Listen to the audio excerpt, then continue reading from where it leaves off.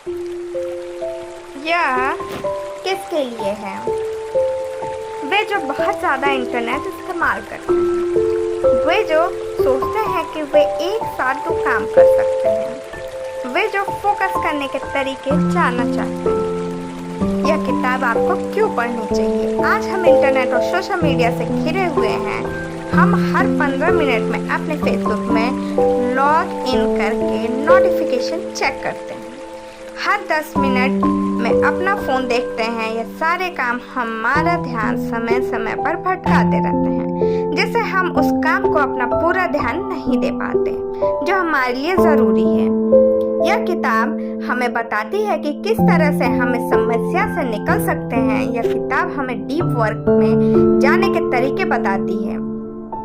Deep work का मतलब अपने दिमाग को पूरी तरह से अपने काम पर लगाना और सारी भटकाने वाली चीजों से नाता तोड़ लेना।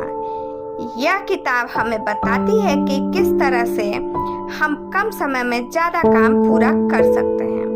इसे पढ़कर आप सीखेंगे हमारा ध्यान क्यों भटकता है, किन किन तरीकों से आप डीप वर्क में जा सकते हैं, किस तरह से आप अपने इंटरनेट या सोशल मीडिया के लत से छुटकारा पा सकते हैं।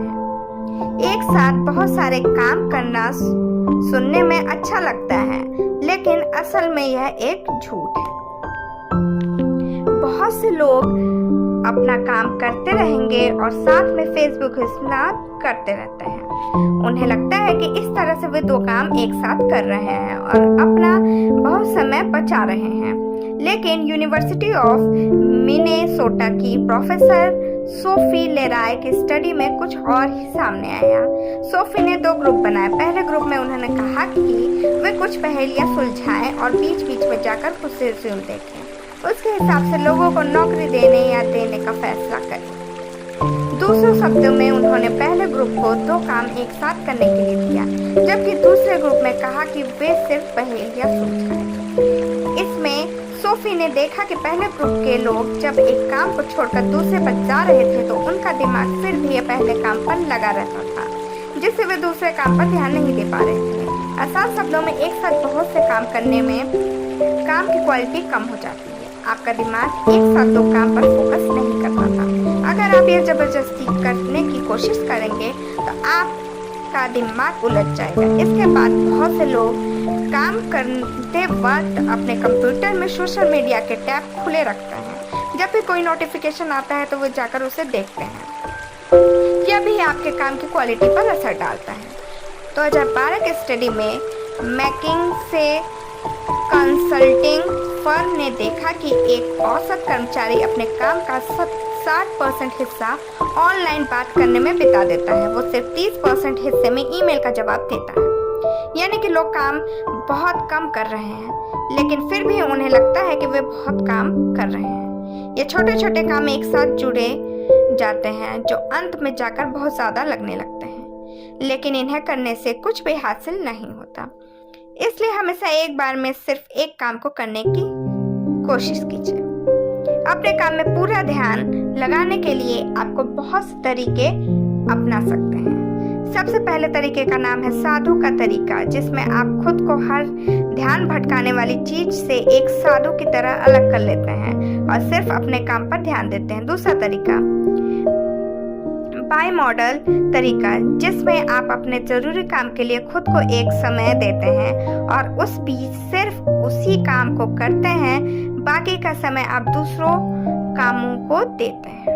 तीसरा तरीका एक लय में काम करना, जिसमें आप 90 मिनट में पूरी तरह से अपने काम पर ध्यान लगाते हैं और फिर थोड़ा ब्रेक लेते हैं। साथ ही आप एक कैलेंडर की मदद से यह देखते हैं कि आपने कितना काम किया।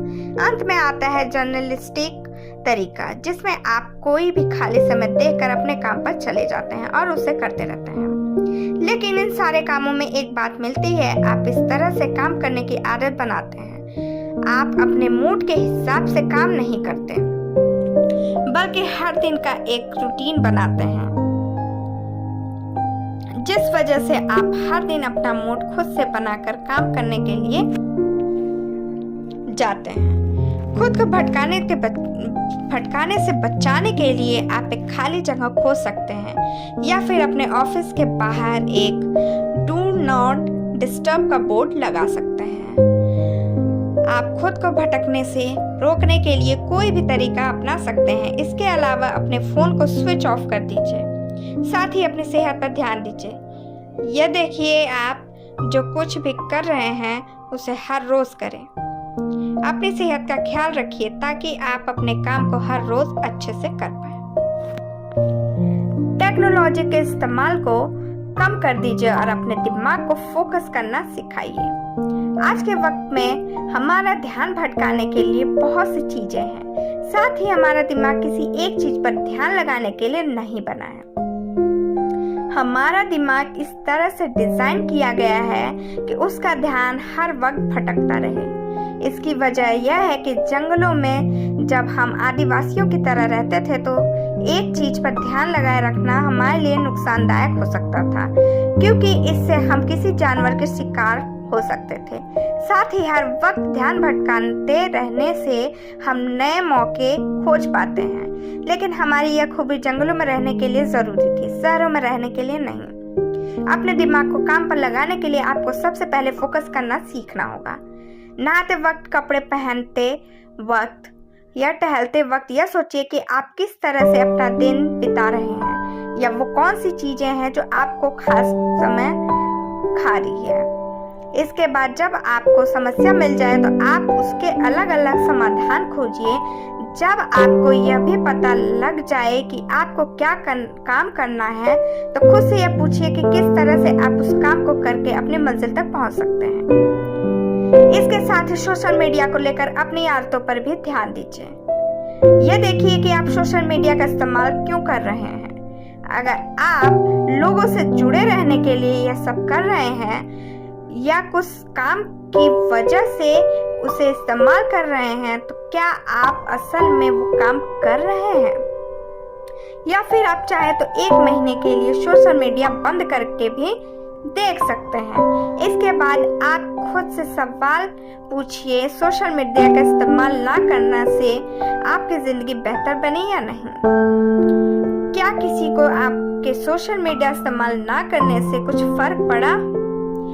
क्या कोई ऐसा काम था जो उसे इस्तेमाल ना करने की वजह से पूरा नहीं हुआ?